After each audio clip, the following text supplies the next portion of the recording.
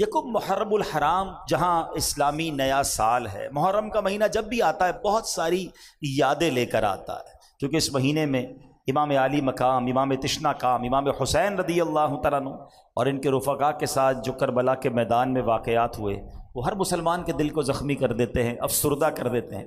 اور صرف عاشورہ کے دن یہی ایک واقعہ نہیں بلکہ اور بھی بہت سارے ہسٹوریکل واقعات ہوئے، لیکن اسی مہینے کی جو پہلی تاریخ ہے ہمیں ایک اور عظیم ہستی کی یاد دلاتی ہے، اور وہ ہستی کون ہے کہ جن کے ایمان لانے کی دعا نبی پاک نے فرمائی، یعنی اللہ سے مانگا ہے کہ یا اللہ ان کو ایمان کی دولت نصیب کر دے۔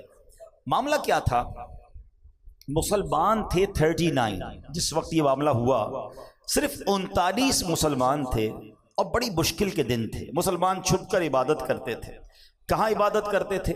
دار ارقم میں۔ دار ارقم ایک مکان تھا جہاں مسلمان چھپ کر عبادت کرتے تھے۔ وہ کہاں تھا ایگزیکٹلی؟ جو لوگ مکہ مدینے گئے ہیں ذرا جلدی سمجھ جائیں گے۔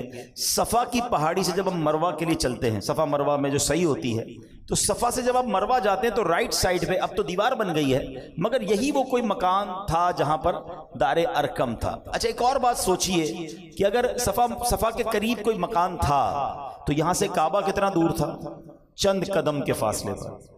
مگر حال یہ تھا کہ مسلمان طواف نہیں کر سکتے تھے، مسلمان کھلے عام عبادت نہیں کر سکتے تھے، ڈر کے، چھپ کے، بلکہ اپنے ایمان کا اظہار بھی نہیں کر سکتے تھے کہ ہم مسلمان ہو گئے۔ اتنا حال ٹینشن والے دن تھے۔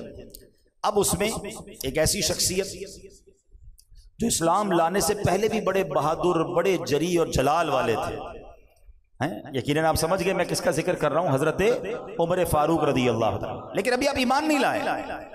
آپ نے جب دیکھا کہ کوئی ایک ایسی ہستی آئی ہے جو ہمارے بتوں کے خلاف بات کرتی ہے، اللہ وحدہ لا شریک کی طرف بلاتے ہیں، ہمارے آبائے دین کے خلاف بات ہو رہی ہے، انہوں نے کیا کیا؟ تلوار اٹھائی اور کہا کہ میں معاذ اللہ مسلمانوں کے نبی کو شہید کر دوں۔ جب آپ جانے لگے تو راستے میں کسی نے روکا، اے عمر کہاں چلے؟ کہا سنا ہے کہ ایک نبی آئے ہیں اور مسلمانوں کے نبی ہیں اور ہمارے دین کے خلاف بات کرتے ہیں، میں آج ان کا کام ہی تمام کر دوں گا۔ معاذ اللہ 39 مسلمان تھے، اگر اس وقت معاذ اللہ عمر اٹیک کرتے اور اگر صحابہ یا اور لوگ بھی شہید ہو جاتے تو ایمان لانے والے کتنے تھے؟ بہت تھوڑے تھے۔ مگر اس شخصیت نے جنہوں نے انٹرسیپٹ کیا تھا، انہوں نے کہا عمر وہاں تو بعد میں جانا، پہلے ذرا اپنے گھر کی خبر تو لو، تمہاری بہن اور تمہارے بہنوئی بھی ایمان لے آئے۔ حضرت عمر کو بڑا غصہ آیا کہ یہ کیسے ہو سکتا ہے کہ میری بہن ایمان لے آئی، میری بہن مسلمان ہو گئی۔ آپ گھر پہنچے، اگر آپ گھر پہنچتے تو گھر پر عجیب منظر ہے، اور وہ منظر یہ تھا کہ گھر کے باہر سے آپ نے دیکھا تو آپ کو آواز آ رہی تلاوت قرآن کی۔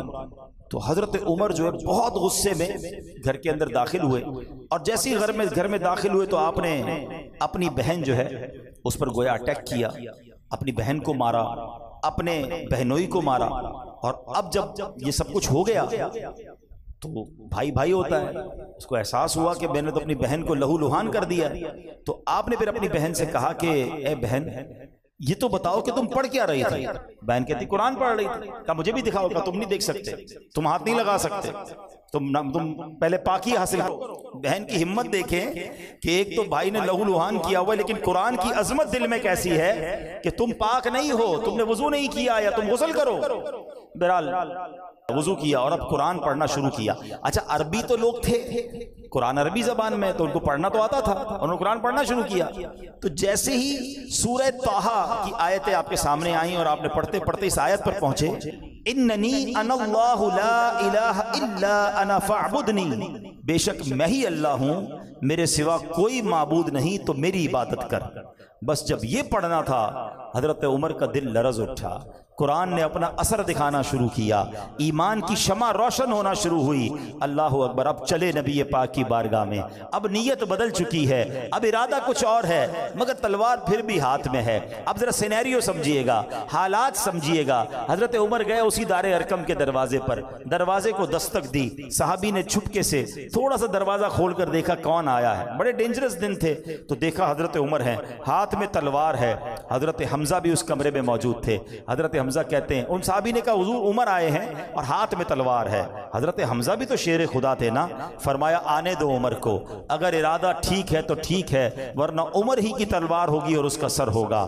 اب سبحان اللہ کمال دیکھیں، حضرت عمر تلوار لے کر آئے ہیں، عقل یہ کہتی ہے کہ نبی پاک تو پیچھے رہتے، کوئی صحابی جا کے دروازہ کھولتے تاکہ پیارے آقا کی پروٹیکشن رہے، مگر نبی پاک سے بڑھ کر بہادر کون ہے؟ میرے آقا تشریف لاتے ہیں، خود دروازہ کھولتے ہیں۔ اب حضرت عمر سامنے ہیں، نبی پاک سامنے ہیں، نبی پاک نے حضرت عمر کا دامن تھام کر کہا اے عمر کب تک لڑو گے، ایمان لے آؤ، یہ کہنا ہے، زبان مصطفیٰ سے الفاظ نکلنے ہیں۔ حضرت عمر نے کلمہ پڑھنا شروع کر دیا، اشہد ان لا الہ الا اللہ اشہد ان محمدن عبدہ ورسولہ، اللہ اکبر۔ ادھر حضرت عمر نے کلمہ پڑھا، وہ اندر جتنے صحابہ تھے سب نے بلند آواز سے نعرہ بلند کیا۔ نعرہ کیا تھا؟ نعرہ تکبیر، ذرا زور سے لگاؤ نا، نعرہ تکبیر۔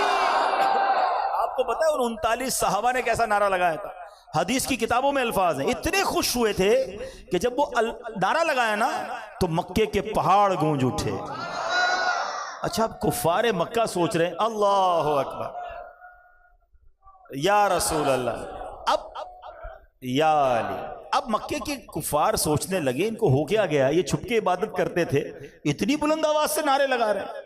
تو کسی نے بتایا کہ عمر ایمان لے آئے ہیں۔ اب قریش کے لوگوں نے جب یہ سنا تو ان کی کمر ٹوٹ گئی، ان کو پتا تھا کہ کیا پرسنالٹی ہے، یعنی ان کو بڑا مان تھا حضرت عمر پر، حضرت عمر کی وجہ سے وہ بڑے اپنے آپ کو اسٹرانگ سمجھتے تھے، اور حضرت عمر اب مسلمان ہو گئے۔ حضرت عمر نے کمال پتہ کیا کیا؟ جیسے ایمان لائے نا، کہتے حضور کیا حق پر نہیں ہے؟ ہم چھپ کر نماز کیوں پڑھتے ہیں؟ ہم علل اعلان نماز کیوں نہیں پڑھتے؟ ہم کعبے کا طواف کیوں نہیں کرتے؟ ہو سکتا ہے کسی صحابی نے کہا ہو ہم پڑھتے تو ہیں، وہ مارتے ہیں، وہ پڑھنے نہیں دیتے۔ حضرت عمر نے کہا حضور آج ہی چلیں گے۔ اب کیا ہوا؟ آئے ہائے، تصور میں بڑا خوبصورت منظر آتا ہے، کیونکہ حدیث کی کتابوں میں پورا نقشہ لکھا ہوا ہے کہ اب دروازہ کھلتا ہے اور اس مکان سے 2 صفیں باہر نکلتی ہیں۔ ایک صف کو لیڈ کر رہے ہیں حضرت حمزہ رضی اللہ تعالیٰ عنہ شیر خدا، اور دوسری صف کو لیڈ کر رہے ہیں حضرت عمر فاروق، اور اب گئے یہ دونوں صفوں میں مل کر صحابہ کعبے کے سامنے۔ اچھا جب کعبے کے پاس گئے نا تو سارے کعبے کے گرد وہ تمام کفاروں کے سردار ہاتھ میں تلوار لیے، جنگجو، سپہ سالار سب کھڑے ہیں، ہر بار مارتے تھے، اگین ریڈی ہو گئے، آنے دو ان کو پھر مارتے ہیں۔ حضرت عمر نے پتہ کیا کہا؟ تاریخی جملے سنو، آپ فرماتے جس کو اپنی بیوی بیوہ کروانی ہے اور جس کو اپنے بچے یتیم کروانے ہو میرے سامنے آ جائے، خبردار جو ہمارے سامنے کوئی آیا۔ حضرت عمر کا یہ کہنا تھا، سب کی ٹانگیں کانپنے لگی، مسلمانوں نے نماز پڑھی اور طواف کیا۔ اللہ اکبر۔ ایک بڑی اہم بات حضرت عمر کی عظمت کے لیے سمجھو، میں اور آپ عزت والے پتہ ہے کیوں ہیں؟ ہم مسلمان ہیں، اسلام کی وجہ سے ہماری عزت ہے، اور حضرت عمر وہ ہیں کہ جن کے بارے میں کتابوں میں آتا ہے جب سے یہ ایمان لائیں اسلام کو عزت ملی۔ اب ذرا سوچے، اعز الاسلام والمسلمین، یعنی یہ وہ شخصیت ہیں جن کی وجہ سے اسلام کو عزت ملی، مسلمانوں کو عزت ملی۔ اس دن کے بعد جب سے حضرت عمر ایمان لائے، اسلام نے وہ ٹیک آف کیا، اسلام کو وہ ترقی ملی، وہ دن ہے آج کا دن ہے، اسلام ترقی پر ہی جاتا چلا جا رہا ہے۔ اللہ کریم نے حضرت عمر کو وہ مقام دیا۔ اللہ اکبر۔ یہ کمال کی ہستی ہیں اور ان کی زندگی کے اتنے واقعات ہیں، ہم بیان کرتے چلے جائیں، ایک رات تو کیا زندگی گزر جائے۔ حضرت عمر کی فضیلت کو بیان کرنے کے لیے ایک ہی حدیث کافی ہے کہ میرے آقا علیہ الصلوۃ والسلام فرماتے ہیں میرے بعد کوئی نبی ہوتا تو عمر ہوتا۔